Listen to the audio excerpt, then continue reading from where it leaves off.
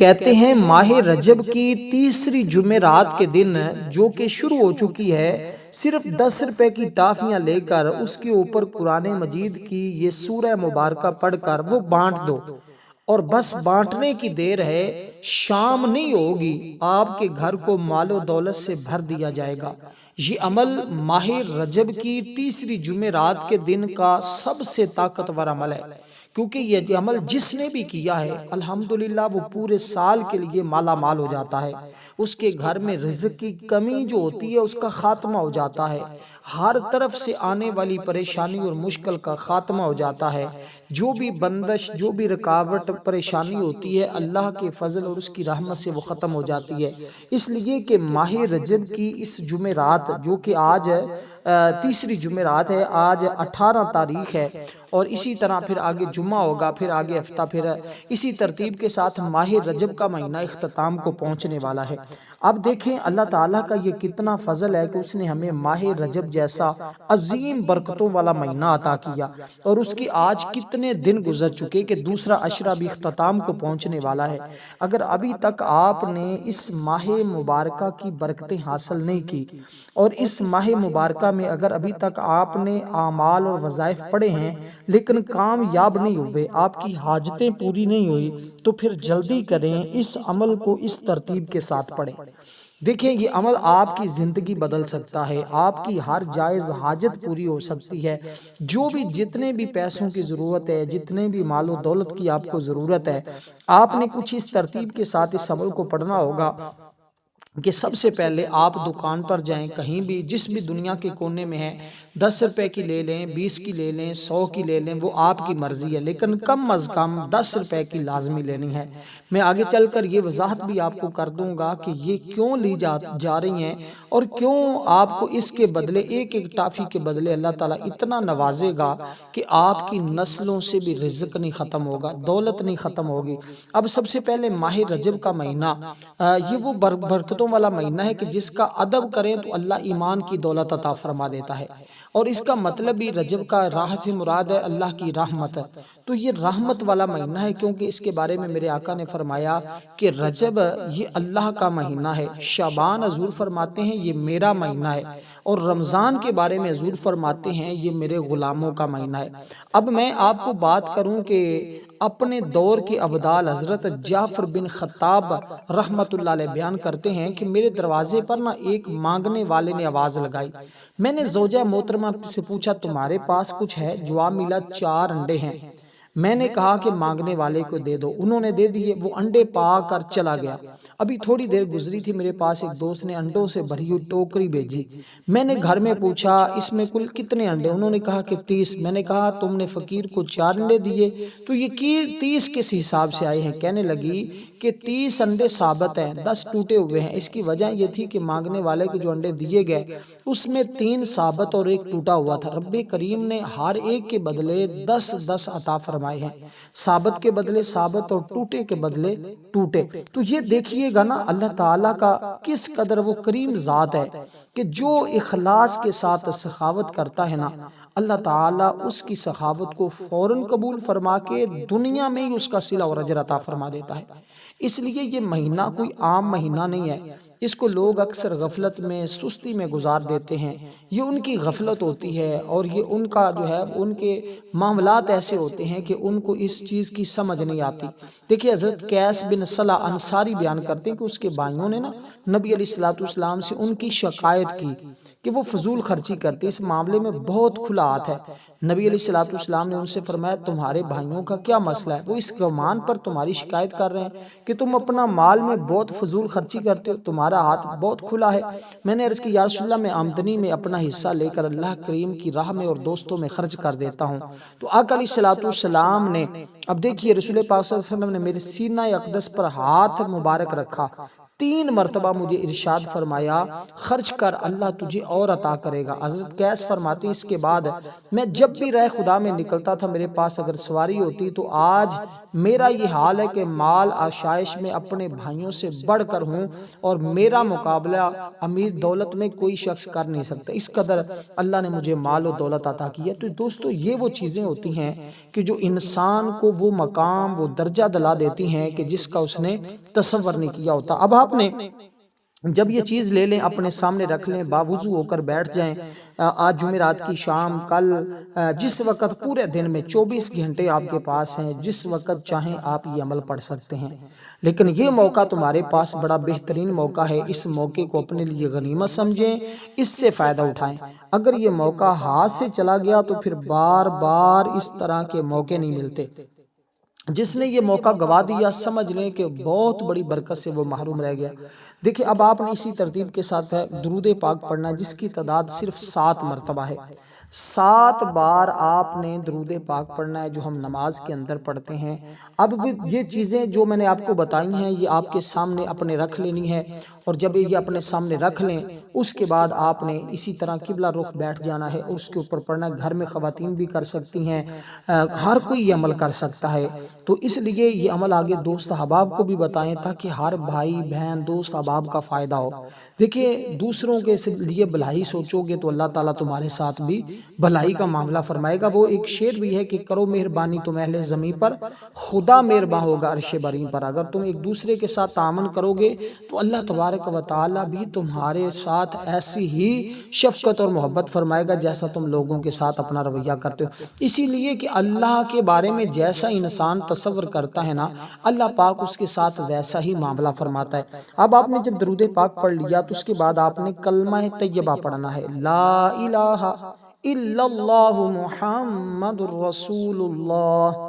اب یہ کلمہ طیبہ تو تقریباً ہر شخص کو آتا ہے۔ اب یہ کلمہ طیبہ جب آپ پڑھیں گے نا، تو آپ نے اسی ترتیب کے ساتھ اس کے اندر دیکھیں 2 چیزیں ہیں۔ ایک تو اللہ کی وحدانیت ہے کہ اللہ کے علاوہ کوئی عبادت کے لائق نہیں۔ دوسرا اس کے اندر یہ سب سے افضل ذکر ہے۔ آپ نے حدیث پاک سنی ہوگی کہ افضل ذکر لا الہ الا اللہ و افضل الدعاء الاستغفار، یعنی کہ بہترین ذکر جو ہے نا وہ استغفار ہے، اور یعنی کہ بہترین ذکر لا الہ الا اللہ ہے، اور سب سے بہترین اور اعلیٰ دعا جو ہے وہ استغفار ہے۔ تو لا الہ الا اللہ کا جب آپ ذکر کریں گے تو دیکھیں اس دن میں، کیونکہ اعمال بندے کے اللہ کی بارگاہ میں پیش کیے جاتے ہیں، اور اللہ تعالیٰ اس بندے کو معاف فرما دیتا ہے جب کوئی بندہ اس طرح صدق کے دل کے ساتھ اس کا ذکر کرتا ہے، اس کی وحدانیت کا ذکر کرتا ہے۔ حدیث پاک کے مطابق اس دن جنت کے دروازے اللہ پاک کھول دیتا ہے، اور اس دن کی سعادتوں میں اللہ تعالیٰ بندوں کو، لوگوں کو، ایسے لوگ جن پر جہنم واجب ہو چکی ہوتی ہے ان کو جہنم سے آزاد فرما دیتا ہے۔ اور اس دن آقا علیہ الصلوۃ والسلام اکثر روزہ رکھتے تھے، اور یہ فرماتے تھے کہ میرے اعمال اس حال میں اللہ کی بارگاہ میں جائیں کہ میں روزے کے ساتھ ہوں۔ اس لیے ہمیں بھی چاہیے ہم اپنی طاقت کے مطابق ضرور روزے رکھنے کی کوشش کرتے رہا کریں۔ اس میں ہمیں کثرت کے ساتھ درود پاک پڑھنا چاہیے، اور اس میں کثرت کے ساتھ استغفار اور توبہ کرنی چاہیے۔ اپنے ناراض رشتہ داروں سے صلح کرنے کی کوشش کرنی چاہیے، فوت شدگان کے لیے دعا اور صدقہ کرنا چاہیے۔ رات میں قیام اور دن میں روزہ رکھنے کی کوشش کیجیے گا تاکہ اللہ تعالیٰ آپ کو یہ تمام بھلائیاں عطا فرمائے۔ ہر شخص چاہتا ہے میرا رزق بڑھ جائے، میری عمر بڑھ جائے، میری بخشش ہو جائے، میرے والدین کی بخشش ہو جائے۔ تو یہ ہر شخص کی خواہش ہوتی ہے، ہر شخص کی آرزو ہوتی ہے، ہر شخص یہ تمنا کرتا ہے۔ اس لیے تم میں سے جس کو یہ سارے انعامات چاہیے وہ جلد از جلد اس عمل کو پڑھے اور اس کی برکتیں حاصل کر لے۔ اب دیکھیں ایمان کو تازہ رکھنے کے لیے اس کا کثرت سے ورد کیا جاتا ہے۔ اب اس کو آپ نے صرف 33 بار پڑھنا ہے، لیکن مکمل پڑھنا ہے، جتنا میں نے آپ کے سامنے پڑھا یعنی مکمل پڑھنا ہے۔ تو اس کے بارے میں ہے کہ یہ آخری کلمہ یہ ہے، یعنی کہ یہ دل میں یقین ہو اور جنت میں داخل ہونے کا سبب ہے۔ جس نے مرتے وقت اس کو پڑھ لیا وہ جنت میں چلا گیا، اگرچہ گناہ بھی کیے ہوں، لیکن شرط ہے کہ وہ خلوص کے ساتھ پڑھے۔ اخلاص شرط ہے۔ تو آج یار آپ اخلاص کے ساتھ، محبت کے ساتھ، چاہت کے ساتھ کیا یہ نہیں کر سکتے؟ کوئی مشکل نہیں ہے، بس آپ کوشش تو کر کے دیکھیں نا۔ اس کے پڑھنے سے گناہ مٹتے ہیں، آسمانوں کے دروازے کھلتے ہیں۔ توحید کا پیغام اس کے اندر، یہ تمام انبیاء کا پیغام ہے۔ اس لیے فضیلت کے اصول میں اور صرف زبان سے پڑھنا کافی نہیں ہے، بلکہ اس کے معنی کو دل سے سمجھا جائے، یقین رکھنا، اخلاص کے ساتھ پڑھنا، عمل کرنا ضروری ہے۔ ہمیں چاہیے کہ ہم اپنی زبان کو اس کلمے سے ہمیشہ تر رکھیں تاکہ دل میں سکون اور اعمال میں وزن بڑھتا جائے۔ اللہ پاک ہمیں اس پر عمل پیرا ہونے کی توفیق بھی عطا فرمائے۔ اب اس کے بعد آپ نے اللہ تعالیٰ کا کچھ اس طرح ذکر کرنا ہے کہ یہ ذکر جو اب آپ کو میں بتا رہا ہوں یہ اتنا عالی شان ذکر ہے کہ جب کوئی بندہ یہ ذکر کرتا ہے اللہ پاک اس بندے پر راضی ہو جاتا ہے۔ اگر آپ چاہتے ہیں اللہ پاک راضی ہو جائے، دیکھیں جب کسی بندے پر اللہ راضی ہوتا ہے نا تو اللہ پاک پھر اس کو ایسی جگہ سے نوازتا ہے، ایسی جگہ سے عطا فرماتا ہے جہاں بندے کا غمان بھی نہیں ہوتا۔ کیونکہ اب جو دعا میں آپ کو بتانے لگا ہوں نا یہ اتنی عظیم دعا ہے کہ اللہ سے مدد مانگنے کا یہ سب سے بڑا ذریعہ ہے، خاص طور پر پریشانی اور مشکل حالات میں جب کوئی بندہ اس کو پڑھتا ہے نا، یہ وظیفہ کے طور پہ آپ نے پڑھنا، کیونکہ یہ اللہ تعالیٰ کے صفاتی نام ہوں گے۔ اس کے توسل سے جب بھی کسی نے مانگا ہے، جس نے مانگا ہے، اللہ تعالیٰ نے اس کو خالی نہیں موڑا بلکہ اللہ تعالیٰ نے اس کو عطا فرما دیا ہے۔ تو یہ اس کے پڑھنے کی برکتیں بڑی بڑی لوگوں نے دیکھی ہیں، بڑے بڑے لوگ اس کے ذریعے کامیاب ہوئے ہیں، بڑے بڑے لوگوں کو اس کے ذریعے راحت اور سکون میسر آیا ہے۔ کیونکہ اس کے متعلق آپ کو میں ایک بہت بڑی بات بتانے لگا ہوں کہ ہمارے نا ایک بھائی تھے، ان کو کسی بھی مشکل سے نکلنے کا کوئی راستہ نہیں نظر آ رہا تھا، کسی جگہ ٹھہر گیا، اس کے بعد گھر جانے کے لیے نکلے جو کافی یعنی کہ دور تھی، تو کہتے ہیں کہ جانا بھی فلائٹ پہ تھا ایئرپورٹ، تو جب فلائٹ کا پہنچے تو جواب میں ہمیں صرف جو ہے وہ یہی جواب ملا کہ اب وہ چلی گئی، اب کوئی راستہ ہی نہیں بچا تھا۔ پھر ہوا کیا، آخری وقت میں ہم نے اس کلمے کا ورد شروع کر دیا، پھر ایسا اللہ نے سبب بنایا کہ ہم خود حیران رہ گئے، ہم خود تصور نہیں کر سکتے۔ دیکھیں سنا ہے دعاؤں کی قبولیت کے لیے شرط ہے کہ دعا مانگنے والے کو دعا کے قبول ہونے کا پختہ یقین ہو۔ ایسا یقین بنانے کے لیے کیا کرنا چاہیے اکثر لوگوں کو نہیں پتا۔ دیکھیں اللہ پاک کی قدرت پر نظر رکھیں، اللہ پاک جو چاہتا ہے کرتا ہے، تو وہ میری دعا کیوں نہیں قبول کر سکتا، وہ ضرور قبول کرتا ہے۔ اب میں آپ کو دعاؤں کی قبولیت کا بتانے لگا ہوں کہ کیسے دعا قبول ہوگی۔ اب آپ نے اس کے بعد یہ کلمات تو پڑھنے ہیں، یا حیو یا قیوم، یا حیو یا قیوم، ان دونوں کو اکٹھا ملا کے پڑھنا ہے اور ایک تصور کرنا ہے۔ اسی طرح اس کی تعداد میں آگے بتاتا ہوں کہ کتنی بار پڑھنا ہے، تو کیونکہ تمہاری دعا قبول ہوگی۔ تو اسی طرح آپ نے اگر کوئی بھی دعا مانگے تو ظاہری طور پر قبول نہیں، تو یہ اعتقاد نہ ہو جائے کہ میں یقین بھی بنایا تو اللہ پاک نے دعا میں قبول نہیں کرتا تو پھر بھی میری دعا قبول نہیں ہوتی اور جو میں مانگتا ہوں وہ مجھے ملا نہیں ہے۔ دعا کی قبولیت صرف یہ نہیں ہے کہ جو مانگا وہ مل جائے، بلکہ دعا کی قبولیت کی مختلف صورتیں ہیں، جن میں سے ایک تو یہ ہے کہ جو مانگا ہے وہ مل گیا، دوسری یہ کہ دعا کی وجہ سے کوئی آنے والی ایسی مصیبت ٹل گئی جس کے بارے میں ہمیں معلوم ہی نہیں تھا۔ مثلا جس عمارت میں ہم بیٹھے تھے اس دعا سے وہاں سے صحیح سلامت نکل گئے، حالانکہ اگر ہم دعا نہیں مانگتے تو اس عمارت کی چھت گر جاتی، اس کے نیچے دب کر زخمی ہو جاتے یا مر جاتے۔ یوں ہی دعا کی برکت سے ایسی مصیبت ٹل گئی جس کے بارے میں ہمیں علم نہیں تھا۔ اسی طرح ہم دعا مانگ کر گاڑی میں کہیں جا رہے ہیں تو ضرور اللہ تعالیٰ سے دعا مانگیں، ہم بہت ساری مشکلات ہماری یوں ہی حل ہو جاتی ہیں۔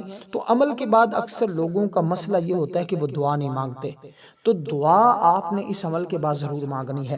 تو اب یہ کلمات آپ نے 111 بار پڑھنے ہیں۔ دیکھیں عمل کرتے ہوئے صاف ظاہر ہے آپ نے اللہ کی بارگاہ سے کچھ پانا ہے تو کچھ وقت لگے گا، کچھ ٹائم لگے گا، دعا مانگتے ہوئے تھوڑا سا ٹائم دینا پڑے گا، اس سے آپ کا بھلا ہوگا، اس سے آپ کو فائدہ ہوگا۔ کچھ لوگ کہتے ہیں بس چل سو چالی ہو، بس ہمیں کچھ کرنا نہ پڑے، بس معاملات یوں ہی حل ہو جائیں، تو بات ایسی نہیں ہے۔ بات کو آپ کو سمجھنا پڑے گی کہ آپ نے جب یہ کلمات پڑھے ہیں نا تو یہ کلمات پڑھتے ہوئے بھی اپنے مقصد کو ذہن میں رکھنا ہے، جو بھی طلب ہے جو بھی حاجت ہے اس کو اپنے تصور اور ذہن میں رکھ کر آپ نے اس عمل کو پڑھنا ہوگا۔ تو یہ اس کی بڑی اہم ترتیب ہے جو میں آپ کو بتاؤں۔ دیکھیں انسان گناہوں کا پتلا ہے اور اکثر اوقات ہمارے گناہوں کی وجہ سے ہمارے اوپر وبال آتے ہیں، ہمارے گناہوں کی وجہ سے ہمارے اوپر مشکلات آتی ہیں، ہمارے گناہوں کی وجہ سے ہم مشکل میں پھنس جاتے ہیں۔ تو پھر ہوتا کیا ہے، اللہ پاک کا جب ہم ذکر کرتے ہیں تو اللہ پاک ہمیں ان مشکلات سے نکال دیتا ہے۔ تو ہمارے جو گناہ ہوتے ہیں یہی ہمیں اللہ تعالیٰ سے دور کر دیتے ہیں۔ تو اللہ کا قرب حاصل کرنے کے لیے ہمیں چاہیے ہم اس سے استغفار کریں، اپنے گناہوں کی بخشش طلب کریں۔ ہمارے ایک بزرگ تھے، وہ ہمیشہ یہی کیا کرتے تھے کہ وہ استغفار کی بڑی کثرت کرتے تھے۔ پھر اللہ تعالیٰ کا ایسا کرم ہوا کہ ان کی وہ دعائیں قبولیت ہوگی اور ان کی دعا قبول ہونے لگی اور ان کے تمام معاملات جو ہیں وہ حل ہونے شروع ہو گئے۔ اس لیے دوستو یہ جو لمحات ہوتے ہیں، یہ جو گھڑیاں ہوتی ہیں، یہ بڑی اہم ہوتی ہیں، ان کو انسان کو غفلت میں سستی میں نہیں گزارنا چاہیے اور جتنا کثرت کے ساتھ ہو سکے اس مہینے میں استغفار کرنی چاہیے۔ اب آپ نے استغفار والے یہ کلمات پڑھنے ہیں کہ استغفر اللہ ربی من کل ذنب واتوب الیہ، یہ کلمات اب آپ نے یہ دو اسم مبارک جو آپ نے اکٹھے ایک ساتھ پڑھے تھے جس کی تعداد 111 تھی، اس کے پڑھنے کے بعد اب آپ نے یہ تسبیح پڑھنی ہے جو میں آپ کو عرض کر رہا ہوں۔ تو اس کو آپ جب پڑھیں گے تو انشاءاللہ تعالی یہ اس کے اندر استغفار بھی ہے، اس کے اندر توبہ بھی ہے، اللہ تعالیٰ سے معافی ہے۔ یہ ہم نے اللہ تعالیٰ سے ایک معافی مانگی ہے، اور یہ معافی مانگنے کا حقیقت میں طریقہ یہی ہوتا ہے کہ ہم اپنے تمام گناہوں کو اپنے ذہن میں رکھیں، اور ذہن میں رکھتے ہوئے اللہ تعالیٰ سے ان گناہوں کی معافی مانگیں، تو اللہ پاک اپنے حبیب کا صدقہ ہمیں گناہوں کی معافی عطا فرمائے گا۔ جب بندہ جب گناہ کرتا ہے نا، اس کے دل پر ایک سیاہ نقطہ بن جاتا ہے، اگر وہ اس پر توبہ کر لے تو اللہ تعالیٰ معاف فرما دیتا ہے، اگر توبہ نہ کرے تو وہ اس کا آگے اور گناہ کرے تو وہ نقطہ بڑھتا چلا جاتا ہے، یہاں تک کہ ایک وقت وہ آتا ہے کہ انسان کا مکمل دل ہی سیاہ ہو جاتا ہے۔ جب کسی بندے کا دل ہی کالا ہو جائے، سیاہ ہو جائے، پھر بتاؤ اس میں روشنی کیسے داخل ہوگی؟ رب کے حضور مناجات اور توبہ استغفار کی اتنی فضیلت۔ دیکھیں انسان میں ایک نفس ہے، ایک اندرونی اور دوسرا شیطان ہے، یہ برونی طاقت ہے، دو اس کے اندر شر کی طاقتیں موجود ہیں۔ یہ دونوں طاقتیں انسان کو گناہوں کی طرف لے جاتی ہیں، اس لیے اسے دنیا میں رہتے ہوئے ہر انسان سے کچھ نہ کچھ غلطیاں اور گناہ صادر ہو جاتے ہیں، کیونکہ انسان خطا کا پتلا ہے، سوائے انبیاء کے وہ معصوم ہوتے ہیں، ان سے کوئی گناہ صادر نہیں ہوتا، نبوت سے پہلے بھی نبوت کے بعد بھی۔ انبیاء کی یہ جماعت معصوم ہوتی ہے، یہ معزز گھرانے کے افراد ہوتے ہیں، اللہ تعالیٰ ان کا بطور خاص انتخاب فرماتا ہے، یہ ہمارا متفق عقیدہ ہے۔ تو اب ہم نے یہ کلمات جو میں نے آپ کے سامنے ذکر کی، ان کو 100 بار پڑھنا ہے۔ یہ پڑھنے کے بعد اب آپ نے قرآن کریم کی ایک سورہ مبارکہ پڑھنی ہے۔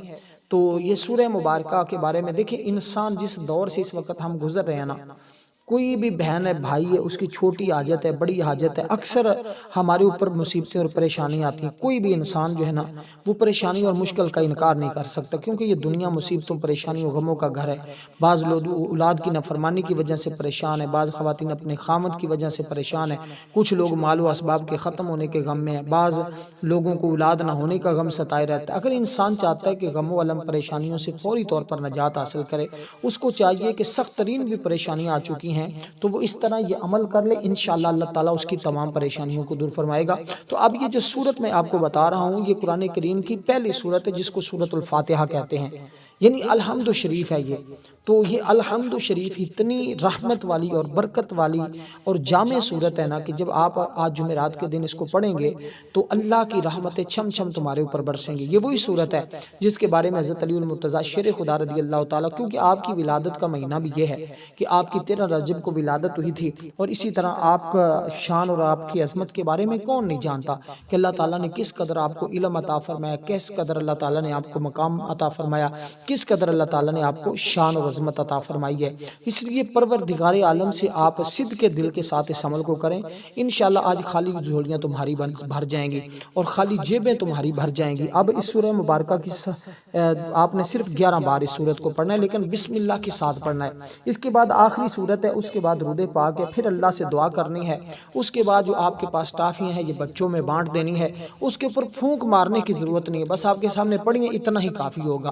تو اب یہ جب بانٹ دیں گے تو انشاءاللہ وہ تعالیٰ آپ دیکھیں گے کہ کیسے رب کی رحمت ہے۔ اب جو سورت میں آپ کو بتانے لگا ہوں اس کی تعداد بھی 11 بار ہے، لیکن اس کو بھی بسم اللہ کے ساتھ ہی پڑھنا ہے۔ یہ بڑی اہم سورت ہے، یہ اس کی تعداد بھی بڑی، یہ تعداد بھی اس کی تھوڑی سی ہے، لیکن یہ سورت بھی بڑی مختصر ہے، تقریباً ہر شخص کو، بچے، بھائی بہن کو آتی ہے۔